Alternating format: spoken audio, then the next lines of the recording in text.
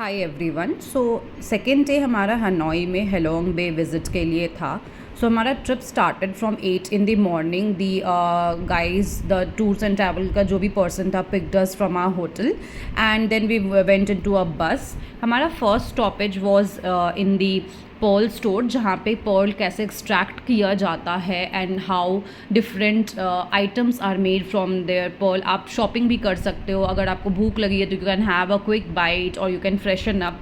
वहाँ पे बस 10 to 15 मिनट्स के लिए रुकती है। उसके बाद वहाँ से हम जाते हैं क्रूज़ का जो साइट है वहाँ पे।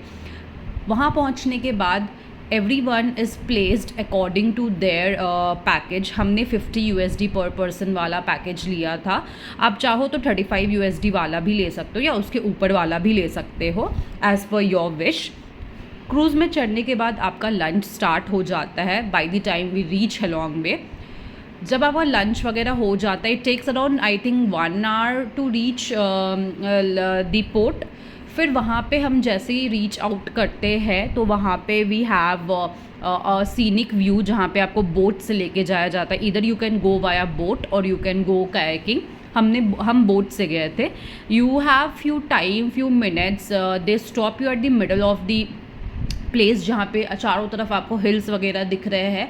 You can take pictures and all and then we return back. वापस क्रूज़ में आने के बाद हम लोग सरप्राइजिंग केव गए थे।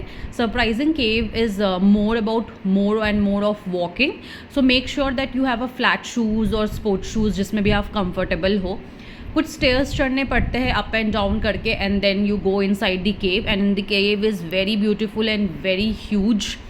आप पिक्चर्स ले सकते हो and there are like different kinds of stones and all.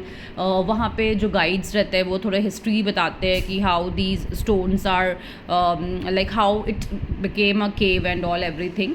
उसके बाद वापस हम क्रूज़ में आते हैं and then we go for a beach, जहाँ पे आप बीच में रुक सकते हो। नहीं तो there is around 400 to 500 steps जो कि आपको क्लाइंब करना पड़ता है and it's not an easy stairs guys, it's like small and steepy stairs. तो I would say like it's better you have your sports shoes. Again I am saying mentioning it because थोड़ा सा difficult होता है अगर आप heels वगैरह पहन के जाते हो तो, and it actually impacts your calves and all.